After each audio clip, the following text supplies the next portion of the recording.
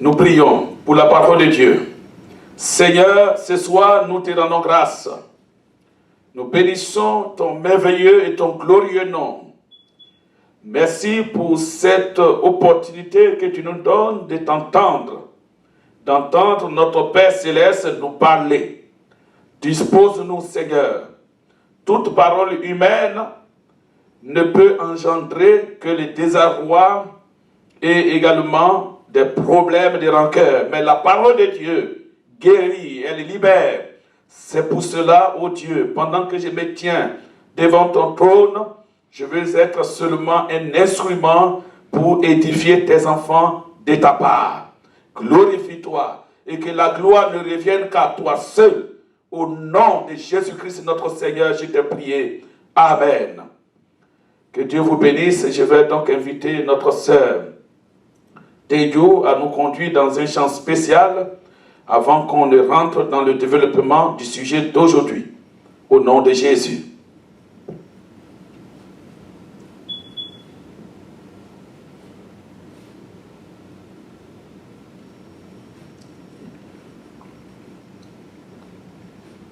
Gloire à Dieu, j'ai l'impression que la sœur n'est pas encore là.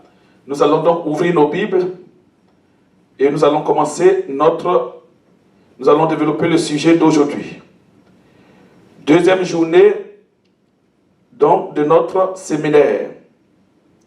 Marcher dans le but. Philippiens chapitre 3, le verset 14. L'apôtre Paul dit: je cours vers le but pour remporter le prix de la vocation céleste de Dieu en Jésus-Christ. Donc Paul déclare dans sa lettre aux chrétiens de Philippe, donc aux Philippiens. Il écrit cette lettre pendant qu'il est en prison. C'est son premier emprisonnement à Rome. Il dit: je cours vers le but, pendant qu'il est dans les liens de la prison. Mais il déclare que lui, Paul, il court vers le but, même étant confiné. Tu ne dois pas dire autre chose que de marquer, de proclamer que tu es en train de marcher dans le but.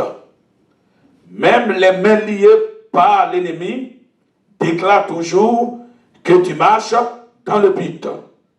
Je cours vers le but pour remporter. Je ne cours pas pour autre chose, mais je cours pour remporter uniquement le prix de la vocation céleste de Dieu en Jésus-Christ. Il n'a qu'un seul objectif, c'est de remporter le prix de la vocation céleste de Dieu en Jésus-Christ. Il ne faut pas se tromper de combat. Nous courons pour un seul but, comme le déclare l'apôtre Paul. Une seule chose est importante.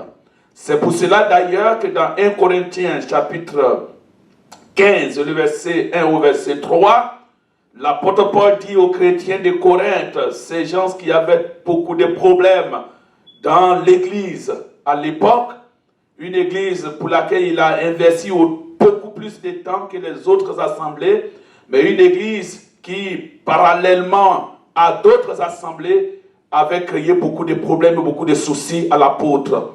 Il leur dit: je vous ai enseigné avant tout. Il y a des choses qu'on enseigne avant tout et il y a des choses qu'on enseigne après. Les choses qu'on enseigne avant tout, c'est d'abord le prix de la vocation céleste de Dieu en Jésus-Christ. Le but pour lequel Dieu nous a créés, c'est le service. Et c'est ce que Paul écrit dans ses lignes. Le but, donc, c'est le service. Dieu nous a créés pour le service. Et nous devons marcher dans le but pour lequel notre Créateur nous a créés. Dans l'Écriture, la notion de servir est dominante et cela contraste avec l'idée de l'homme, loin de Dieu et autonome. Cet homme qui est loin de Dieu et qui veut son autonomie, veut dominer plutôt que de servir. Les gens sont animés aujourd'hui par la pensée de dominer, par la pensée de paraître, par la pensée d'être riche coûte que coûte et à tous les prix, par la pensée de nuire pour se positionner. C'est un peu l'idée qui anime les hommes de notre temps aujourd'hui.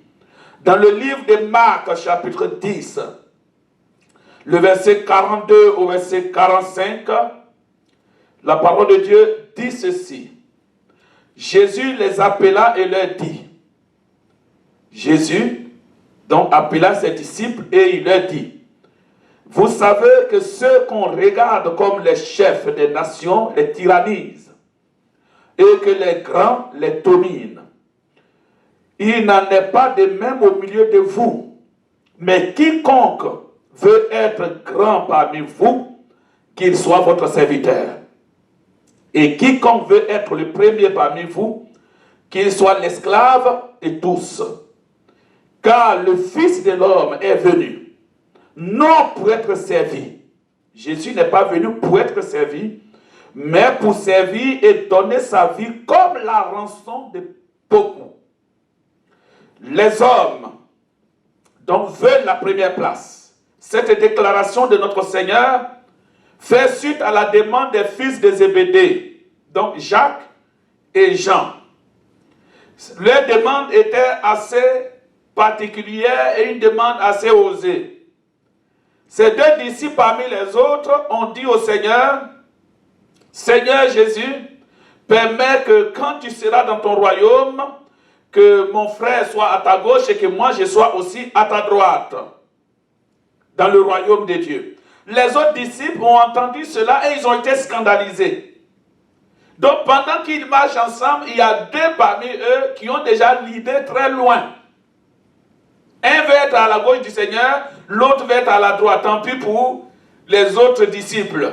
Ils n'ont qu'à se débrouiller peut-être à 50 mètres ou peut-être dans l'antichambre quelque part là-bas. Mais eux, ils veulent être plus près du Seigneur. Ils veulent occuper la première place. Comme ça, les anges les verront, Abraham les verra, et les autres les verront. Ils vont savoir que c'est quand même Jacques qui est à côté de Jésus. C'est quand même Jean qui est à côté. N'est-ce pas les mêmes idées qui animent les hommes d'aujourd'hui, tant dans l'église que dans le monde? Les hommes ils ont cette maladie de vouloir être toujours les premiers. Toujours, ils veulent être les premiers. Les hommes veulent la première place. Ils veulent être les premiers. Mais Jésus nous donne deux principes. Deux principes que Jésus a donnés comme réponse à Jacques et à Jean, fils de Zébédée. Et je pense bien que ces réponses sont aussi valables pour nous aujourd'hui. Jésus leur dit que si nous voulons être grands, si nous voulons être les premiers, c'est un peu le contraire de ce que les gens pensent dans le monde. Il dit, les grands de ce monde tyrannisent les autres. Mais vous, si vous voulez être les premiers, si vous voulez être grands dans ce monde et dans le royaume de Dieu, il n'y a que deux principes. Le premier principe, il faut servir les autres. Alléluia.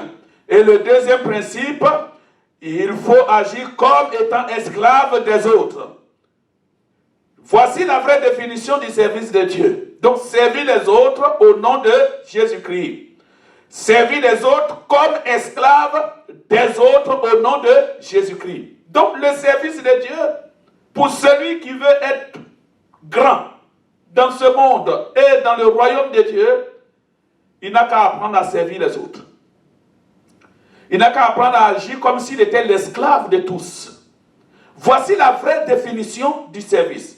Cela contraste un peu avec l'idée que les gens se font du ministère.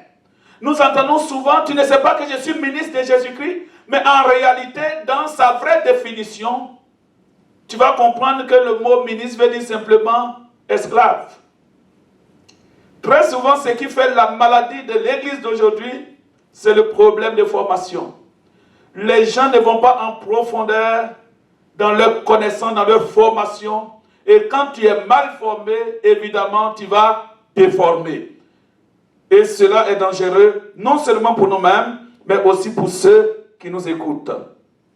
Donc, les deux principes de Jésus pour être grand dans ce monde et être grand dans le royaume de Dieu, c'est apprendre à servir les autres au nom de Jésus-Christ et apprendre à vivre comme un esclave vis-à-vis des autres au nom de Jésus-Christ. Si nous acceptons ces deux principes, alors nous serons à la droite et à la gauche de Jésus-Christ dans le royaume de Dieu. Mais ce n'est pas au Seigneur de décider aujourd'hui, non pas une déclaration pour dire Jacques, tu seras à ma gauche et Jean, tu seras à ma droite, de par le pouvoir discrétionnaire dont j'en détiens l'autorité exclusive. Tu seras à ma gauche et à ma droite. Non, il y a un prix à payer. Et le prix à payer, c'est apprendre à servir les autres. C'est être l'esclave des autres.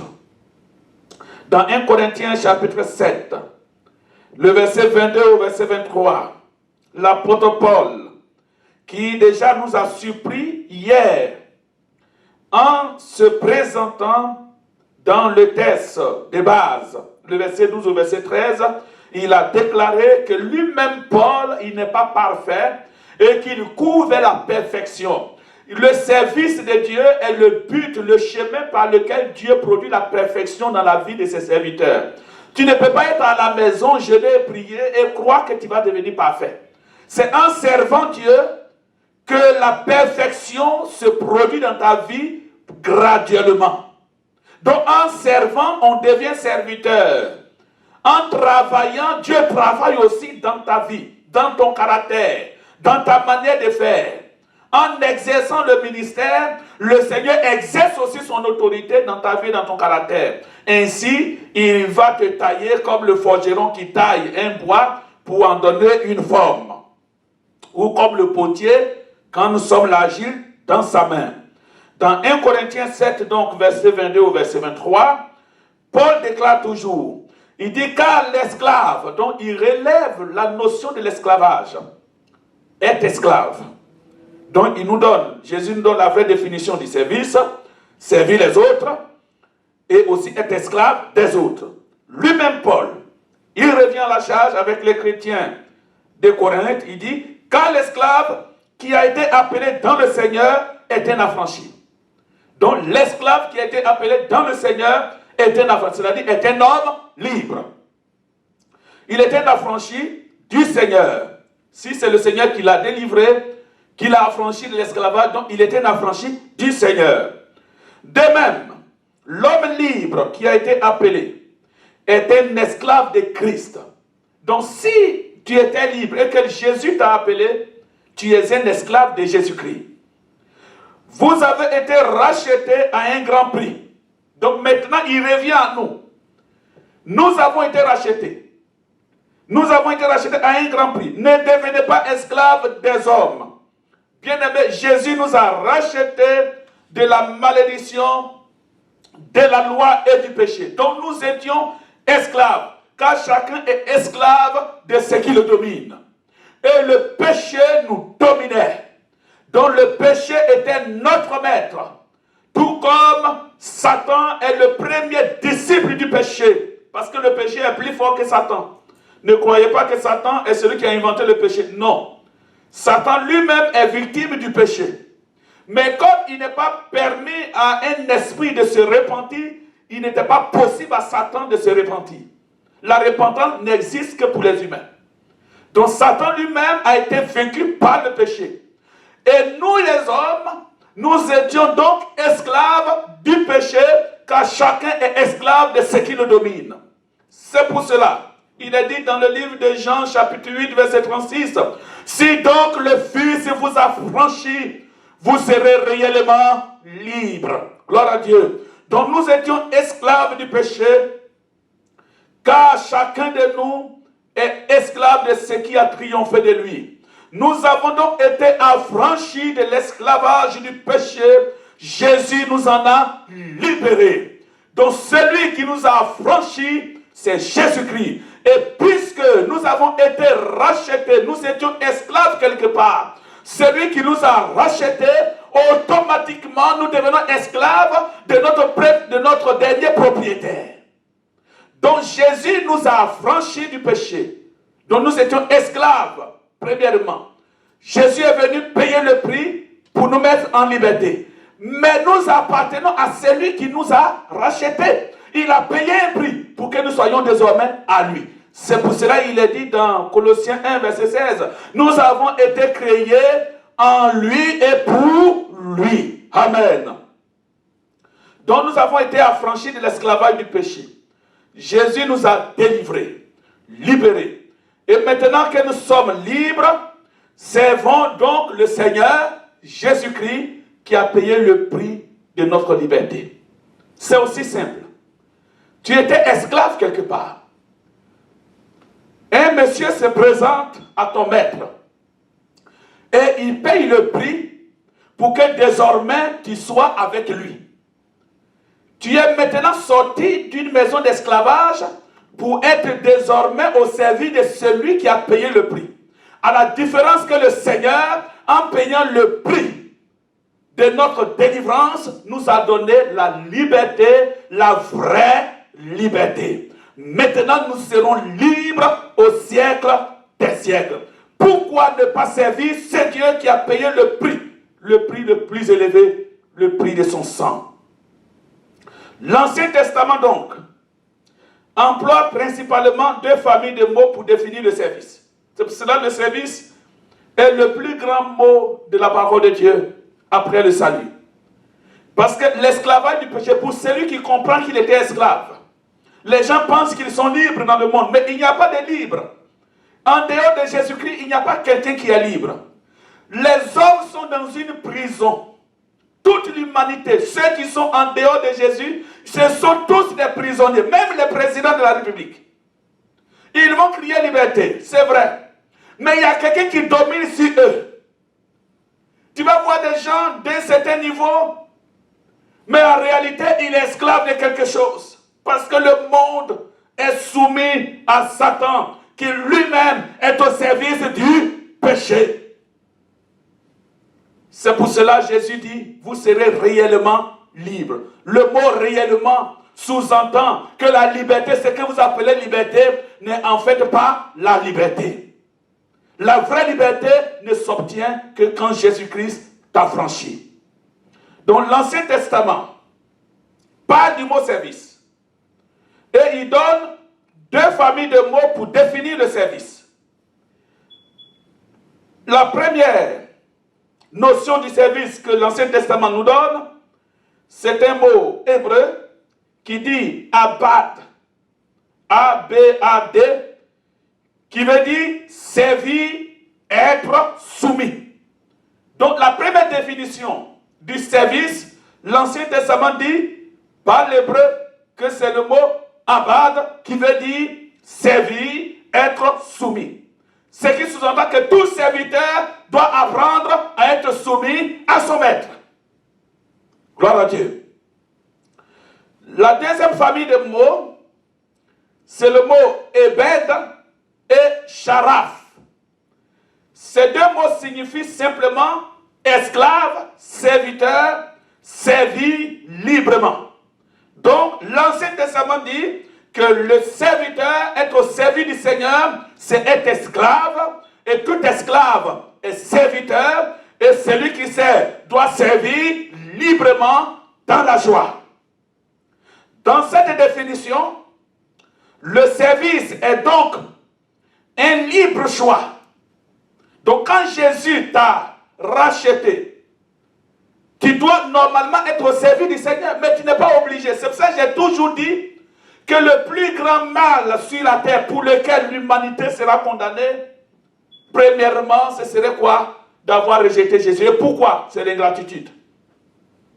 L'ingratitude est le plus grand mal qui va condamner les hommes. Comment Jésus te rachète et tu n'es pas capable de l'adorer, tu n'es pas capable de le servir pour le prix qu'il a payé à la croix. Tu viens à l'église, mais les choses de l'église ne te disent rien. Tu as reçu le salut, mais tu n'en fais rien du tout. Ton entourage n'est pas impacté. La société dans laquelle tu vis n'est jamais... Tu as des talents, mais tu n'en fais rien. C'est ça la plus grande ingratitude. Et je l'ai toujours dit, que c'est le plus grand mal pour lequel les hommes seront jugés. Le monde finira par l'ingratitude. C'est le plus grand péché de la terre, l'ingratitude. Si nous apprenons à être reconnaissants pour ce que nous recevons du Seigneur, nous partirons depuis la croix et le monde ne sera plus le monde d'aujourd'hui. Tout se mettra en ordre. Alors, dans cette définition, le service est donc un libre choix. Si tu acceptes de servir Dieu, tu devrais le faire comme un esclave.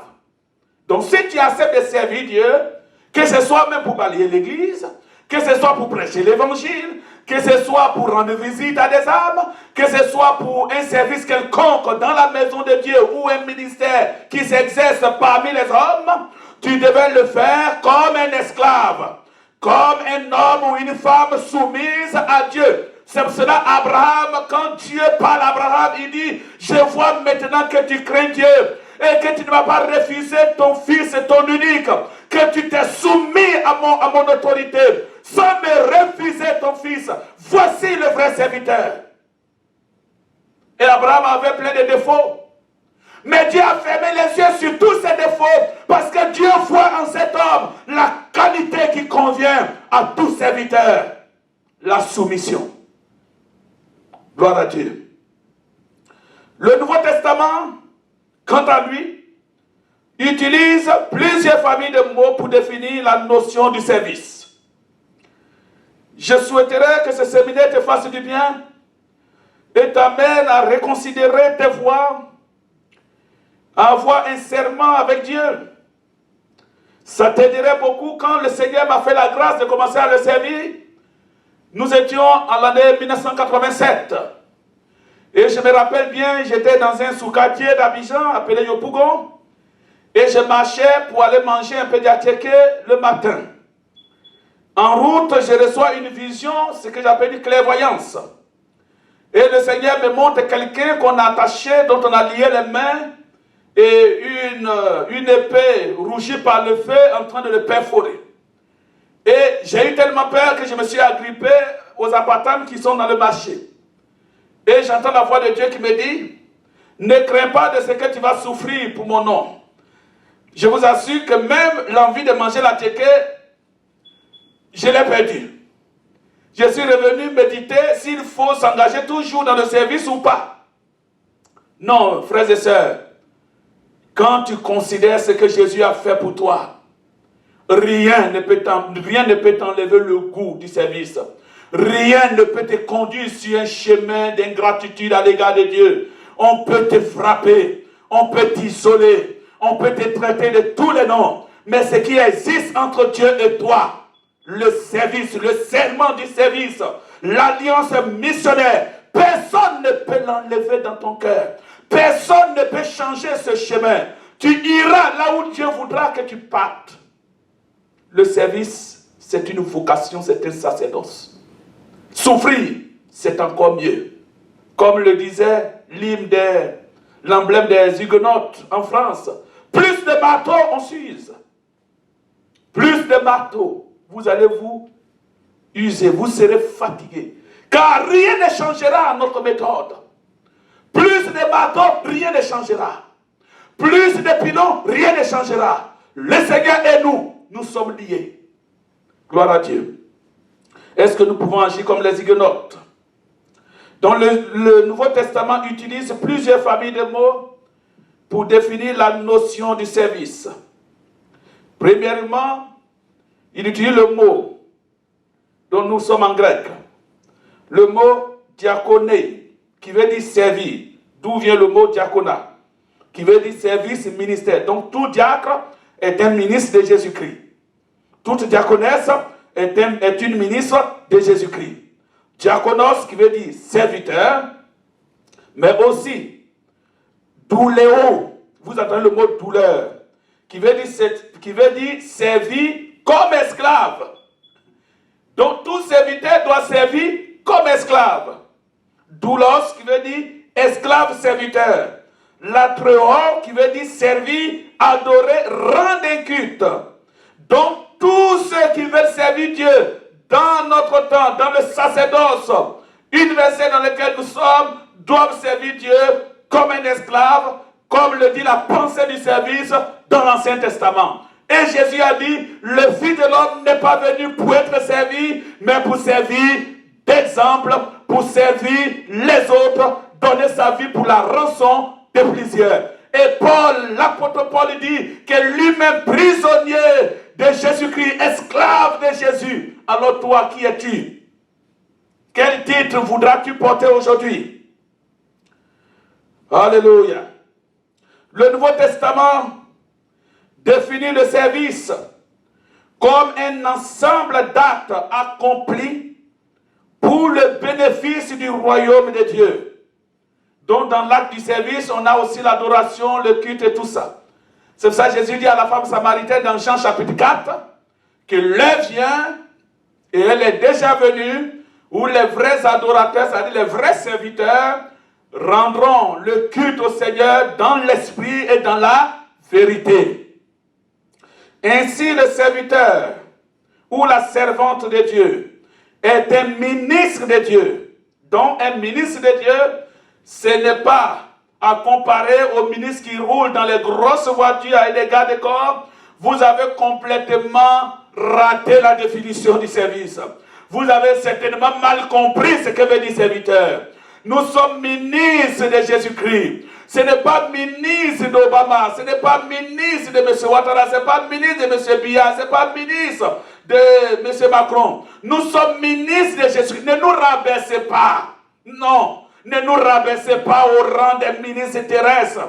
Nous sommes ministres de Jésus-Christ. Comme il n'y a pas de salaire pour nous, parce que rien ne peut nous payer, c'est pour cela que vous voyez certains d'entre nous à pied. Alléluia. Parce que rien ne peut nous acheter. Aucun salaire ne sera conforme au rendement de notre service. Alors notre salaire vient d'en haut. Et nous l'économisons pour demain. Ce n'est pas pour aujourd'hui. Donc le ministre de Jésus-Christ est différent du ministre du monde. Et c'est ce que Jésus a dit à ses disciples, que le plus grand parmi vous apprenne à servir les autres.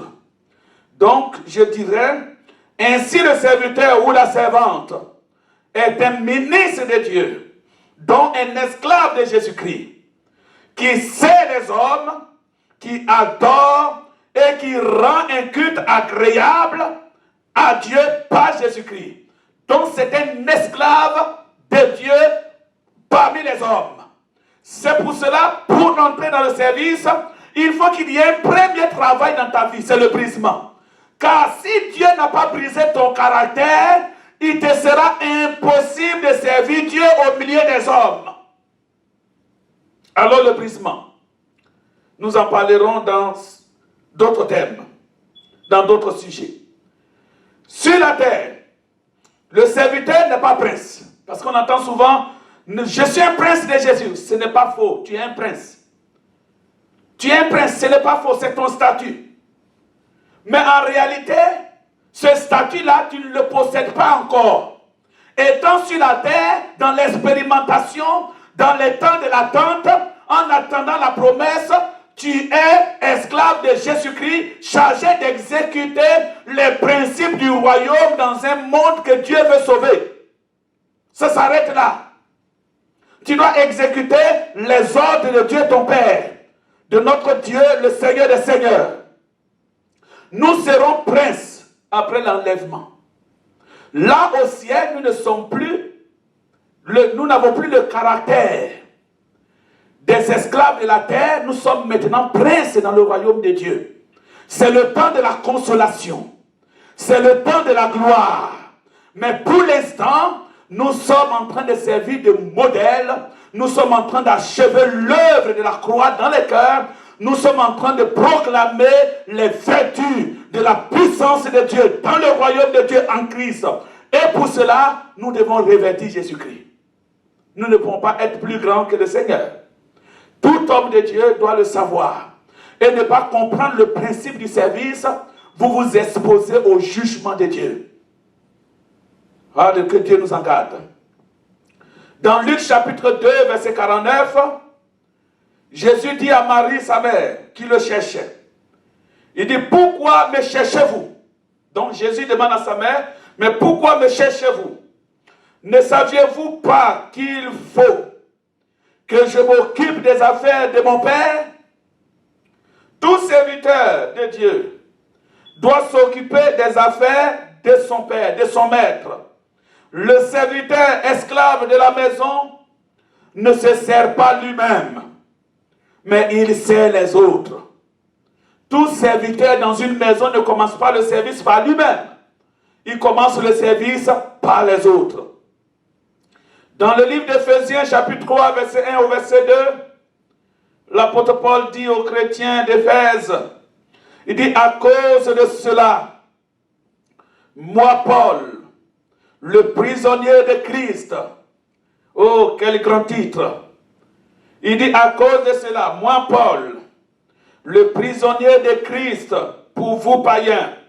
Quel homme de Dieu peut se présenter aujourd'hui publiquement comme étant le prisonnier de Jésus-Christ, comme étant l'esclave de Jésus? Tellement qu'on cherche les titres, qu'on en a même créé en dehors des 5 ministères. Dieu nous a donné des titres qui nous honorent tellement. Évangéliste, pasteur, prophète, apôtre, et puis docteur. Ces 5 titres-là, mes frères et sœurs serviteurs d'aujourd'hui trouvent que c'est insuffisant. On a créé d'autres pour en ajouter, ce que Jésus lui-même n'avait pas prévu. Il y a des patriarches. Il y a des bishops qui veulent dire simplement évêques. Il y a même des archibishops. Il y a des patriarches pères. Il y a des prophètes, révérends, docteurs, tout ça mélangé. Pour dire au Seigneur, tu ne nous as pas suffisamment honorés. Mais en réalité, nous cherchons quoi? Qu'est-ce que nous recherchons? Tous ces titres ne confèrent pas l'autorité du ministère.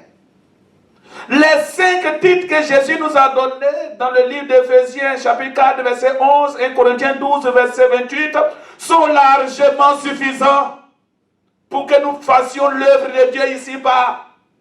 Ces titres sont largement suffisants pour que les anges nous honorent. Puisque nous ne cherchons pas les honneurs des hommes, parce que si les hommes t'applaudissent pour t'élever, ils t'applaudiront pour t'abaisser. Tout ministère élevé par les hommes sera détruit par les hommes. L'homme n'est pas un bâtisseur, l'homme est un destructeur. Il n'y a que Jésus qui bâtit. Et voici les titres qu'il a laissés. Alors toi qui veux servir le Seigneur, tu veux le servir dans l'intégrité, tu veux le servir en marchant dans le but. Soit tu es pasteur, soit tu es docteur, soit tu es prophète ou prophétesse, soit tu es évangéliste, ou soit tu es pasteur. Tu t'arrêtes ou apôtre. C'est les 5 ministères pour lesquels Dieu a pourvu pour la croissance, pour l'édification et pour le perfectionnement des saints. Si tu n'as pas trouvé ta bénédiction dans ces 5 titres, alors je veux te dire que tu as abandonné la vision. Tu es loin de la vision du service, car tu veux qu'on te serve plutôt que de servir. Moi, le pasteur, ça me suffit. Ça me suffit largement. Et d'ailleurs, je n'arrive même pas encore totalement à accomplir toute la dimension de cette vocation. Pourquoi vais-je encore en ajouter?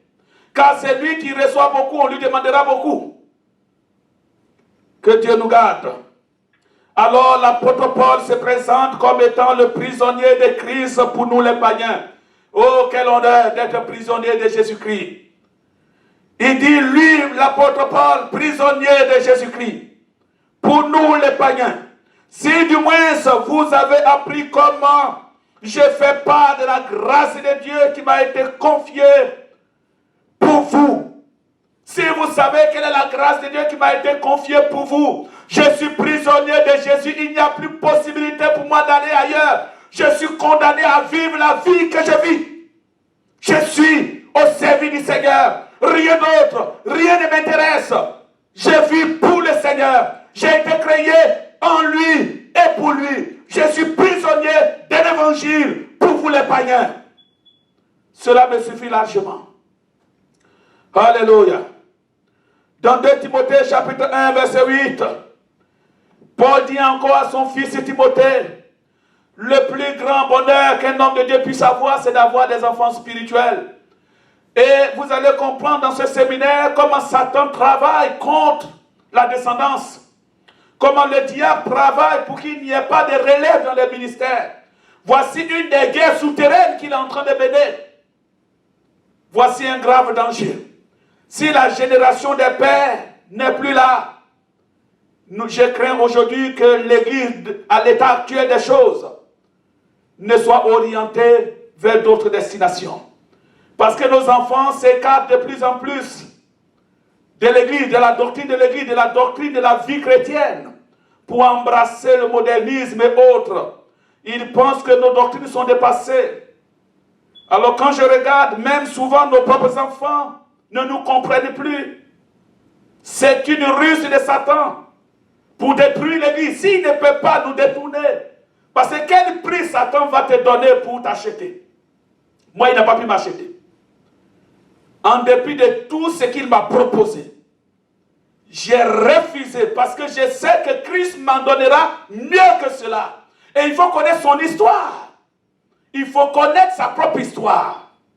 Et comme je connais ma propre histoire, le diable ne peut pas m'acheter. Et je sais que toi aussi qui m'écoutes, il ne pourra pas t'acheter parce que tu coûtes plus cher. Plus cher que tout ce qu'il peut te proposer. On peut dire tout ce que l'on veut de toi, mais la réalité est que Satan ne peut pas t'acheter. Mais nos enfants n'ont pas compris cela. Si l'Église aujourd'hui, la génération des pères n'est plus là, le grave danger d'Israël, quand les anciens qui ont entendu la voix de Dieu, les anciens qui ont marché avec le Seigneur, les anciens qui ont été cultivés dans la notion du service, quand ces anciens ont disparu, la nouvelle génération était attirée vers le monde. Ils étaient attirés vers les filles moabites qui étaient les plus belles de la Palestine. Alors ils ont changé le visage d'Israël. Israël est devenu une nation métissée. Et le problème, les conséquences, tout le monde aujourd'hui les voit. Nous les entendons par la télévision, dans l'actualité. L'église d'aujourd'hui, je crains pour l'église de demain. Parce qu'aujourd'hui, il n'y a pas beaucoup d'héritiers. Et l'apôtre Paul, en son temps, il a travaillé pour en avoir au moins deux. Il y avait Timothée et il y avait également Tite. Mais il s'attachait plus à Timothée. Et c'est à Timothée qu'il parle, comme dans un testament. Car la lettre pastorale de 2 Timothée est plus une lettre testament. Paul commence à donner son testament à Timothée, son fils spirituel, serviteur de Dieu, jeune homme venu au Seigneur vers l'âge de 18-19 ans, mais qui a consacré à Jésus toute sa jeunesse. Il a sacrifié toute sa jeunesse. Et Paul l'appelle mon fils légitime dans la foi. Timothée, Paul n'avait pas d'enfant. Et il a donné à Timothée comme héritage son parchemin, sa canne et également son manteau. Voici les trois choses qu'il a donné à Timothée, une grande richesse. La canne, le manteau et également le parchemin. Et il dit à Timothée, n'aie pas honte du témoignage à rendre à notre Seigneur. N'aie pas honte de Jésus. Oh, c'est une chose terrible aujourd'hui. Beaucoup de gens ont honte de Jésus. Ils ont honte de porter la croix. Ils ont honte qu'ils soient appelés serviteurs de Jésus. Ils ont honte de dire ouvertement qu'ils sont pasteurs.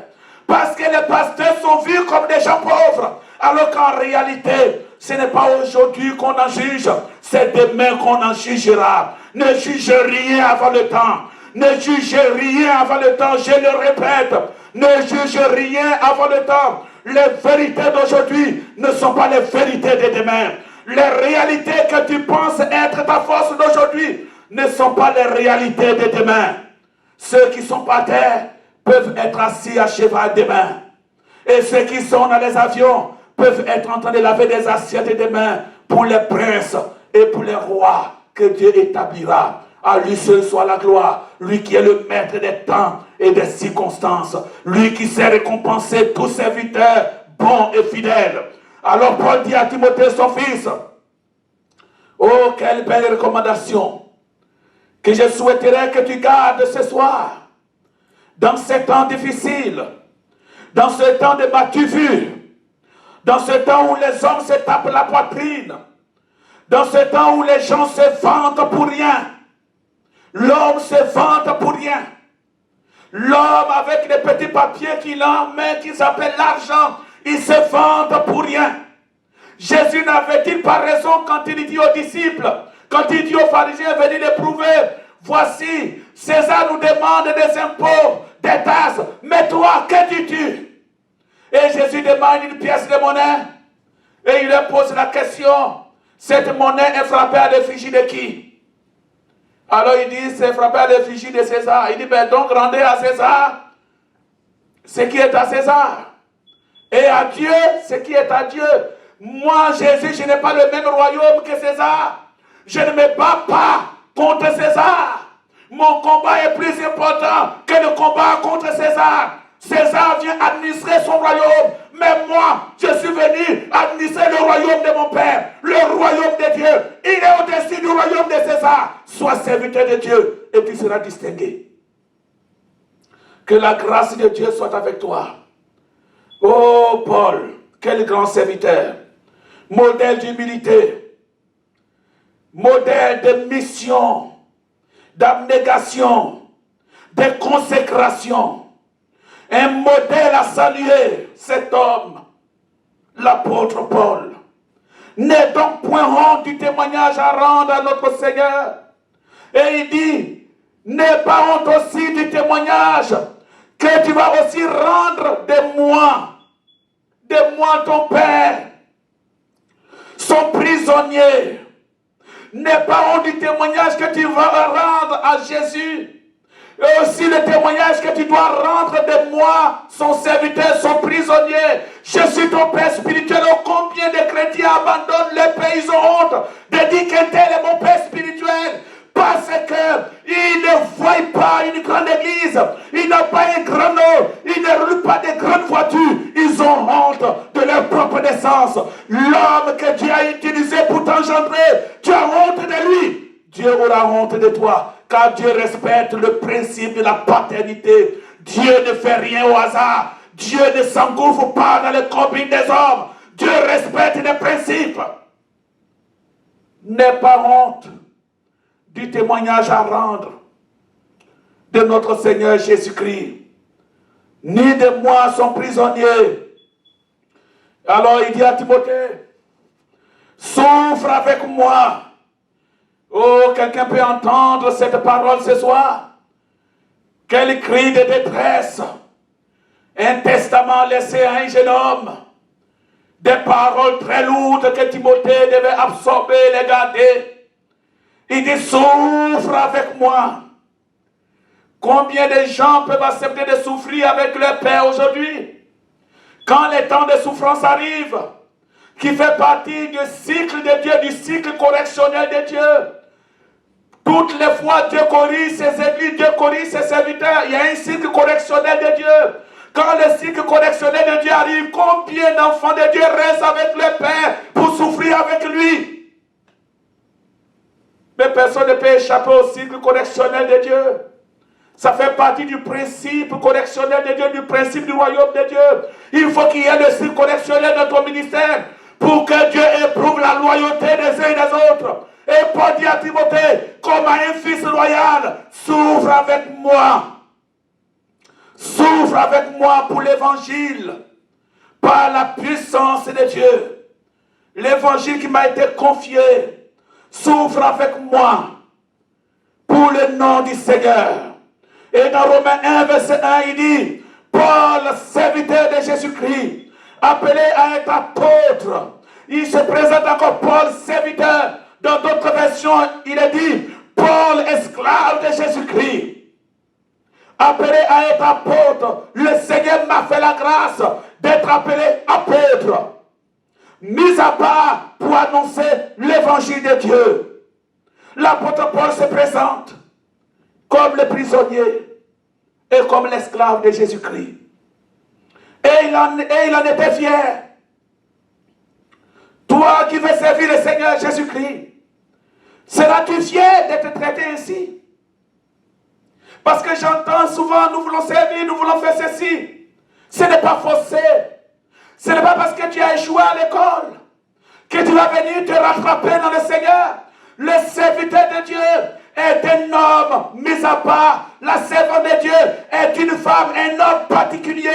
Tu peux avoir un grand niveau et ne pas être retenu dans le gouvernement de Dieu. Tu peux ne même pas aller à l'école et Dieu te distingue au-dessus des gens qui ont le doctorat dans le domaine. Le serviteur de Dieu est un homme particulier, un homme de distinction, un homme mis à part. Ce sont les grands que le Seigneur élève. C'est pour cela qu'il est dit, le Seigneur nous retire du fumier dans le psaume 113. Il nous retire du fumier, de la poussière, pour nous faire asseoir avec les grands de son peuple. Il ne s'agit pas des présidents que Dieu considère comme les grands. Il s'agit d'Abraham, d'Élie, de Paul. Il s'agit de Noé. Dieu te retire de la poussière, moi il me prend tout bas. Pendant que je partais à la mosquée, en train de rendre un culte à une autre divinité, le Seigneur me retire de là par grâce. Il me prend et il me fait asseoir au milieu d'Élie, au milieu d'Abraham. C'est de ça qu'il s'agit. Il en fait une main joyeuse pour la stérile. Il en fait une main joyeuse au milieu de son peuple. Rendez gloire à l'Éternel qui nous a trouvés dignes d'avoir part à l'évangile, au salut, par grâce au nom de Jésus-Christ. Le service de Dieu, c'est le plus grand thème de toute l'histoire de la rédemption. Frères et sœurs, le service de Dieu, c'est le plus grand thème de toute l'histoire de la rédemption. Dieu s'est choisi des hommes pour en faire un peuple, afin qu'ils soient tous des serviteurs. Et Dieu traite toujours bien ses serviteurs. Le Seigneur sait toujours bien traiter ses serviteurs. Dans le livre de Genèse chapitre 15, le verset 1 au verset 2 et le verset 13 au verset 15. Genèse chapitre 15, nous sommes en train d'aller vers la fin d'aujourd'hui. Je souhaite que tu prêtes encore les oreilles, que tu entendes la parole du Seigneur. Il est bien dit, après ces événements, après les événements douloureux, après qu'Abraham ait livré la guerre contre les 5 rois, et qu'Abraham ait fini de rencontrer Melchisédek, roi de Salem, roi de paix, roi de justice établi par Dieu, dont personne n'avait le commencement des jours ni la fin. Il était un homme de mystère. La Bible dit donc, après ces événements, Dieu parle toujours après les événements douloureux. Pour ses serviteurs, après les événements douloureux, Dieu parle toujours. Dieu s'adresse à ses serviteurs. Après les événements douloureux, je sais qu'après cette crise de coronavirus, Dieu va parler. Après ces événements douloureux, Dieu parlera à ses serviteurs. Alors Dieu parle. La parole de l'Éternel fut adressée à Abraham dans une vision. Et il dit, Abraham, ne crains pas. Tous les doutes que tu as, ne crains pas. Je suis ton bouclier. Ça dit, je suis ton défenseur. Et ta récompense sera très grande. Abraham répondit au Seigneur, que me donneras-tu? Seigneur, je m'en vais sans enfant, et l'héritier de ma maison, c'est Eliezer de Damas. Alors, le verset 13 au verset 15, Abraham était serviteur de Dieu, comme je l'ai dit, malgré ses forces, et aussi avec ses faiblesses. Dieu rassure Abraham, et aussi Dieu te rassure aujourd'hui, toi qui veux servir le Seigneur. Le meilleur travail, en plus de ce que tu fais pour César dans le système de César, le meilleur travail que Dieu puisse donner à un homme, à une femme, c'est le service. C'est pour cela que je suis heureux aujourd'hui que malgré les événements douloureux que nous avons connus, nous avons encore des fils et des filles qui sont attachés à la vision du service et qui vont recevoir l'imposition des mains tantôt comme pasteur, comme prophétesse, comme prophète, pour annoncer les vertus du royaume de Dieu, le caractère du royaume de Dieu, la vérité, la parole de vérité. Quelle grâce! Alors, Dieu parle à Abraham, il le rassure. Et le Seigneur te rassure aujourd'hui, ne crains pas, je suis ton bouclier. Le bouclier est une arme défensive, individuelle pour nous protéger contre les coups. Et Dieu dit ta récompense sera très grande. Dieu est notre récompense dans le service. Je veux que tu dises Amen. Chaque mot que la Bible prononce a un sens. Quand Dieu dit à Abraham, ta récompense sera très grande, ça veut dire que le Seigneur lui-même sera le rémunérateur d'Abraham. Il sera celui qui va le payer. Alors toi qui sers Dieu depuis des années, tu pars d'échec en échec, de déception en déception. Tu pars, oui, d'ingratitude en ingratitude de la part de ceux pour lesquels Dieu t'utilise. Sache que aucun de ceux-là ne pouvait te payer et ne doit te payer, car ta récompense est plus grande que ce que tu vois. Ta récompense est plus grande que ce que tu espérais. Le Seigneur Jésus-Christ est un bon payeur pour ceux qui le servent. Jésus-Christ est celui qui nous appelle à son service. Et il sait de quoi tu as besoin. Il est celui qui goûte la foi, qui l'a conduit à la perfection. Alors ta récompense sera très grande. Dis Amen à cette parole. Ta récompense sera très grande. Tu auras des fils, tu auras des filles. Tu auras des maisons si c'est de cela que tu as besoin pour le royaume de Dieu.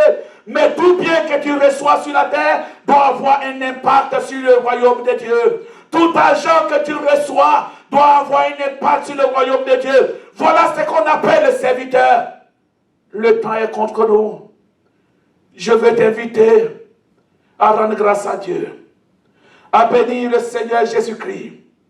Demain, nous parlerons de l'histoire d'Israël jusqu'au tabernacle et les implications, la compréhension spirituelle du tabernacle. Le Seigneur est vivant. Lui qui nous a appelés, qui nous a créés pour lui et en lui. Il veut faire de nous un royaume de sacrificateurs, un peuple serviteur. Es-tu prêt à répondre à l'appel du Seigneur? Es-tu prêt à manifester ta reconnaissance? Parce que servir Dieu, c'est d'abord une affaire de reconnaissance envers le Seigneur. C'est lui qui t'a racheté de l'esclavage du péché. Tu étais soumis à Satan. Jésus t'en a délivré. La reconnaissance voudrait que l'on dise merci à celui qui est l'auteur de notre salut. Que Dieu te bénisse, serviteur de Dieu. Que Dieu te bénisse, servant de Dieu. Que Dieu te bénisse, prophétesse. Que Dieu te bénisse, prophète. Soyez tous bénis dans le Seigneur. Au nom de Jésus. Amen.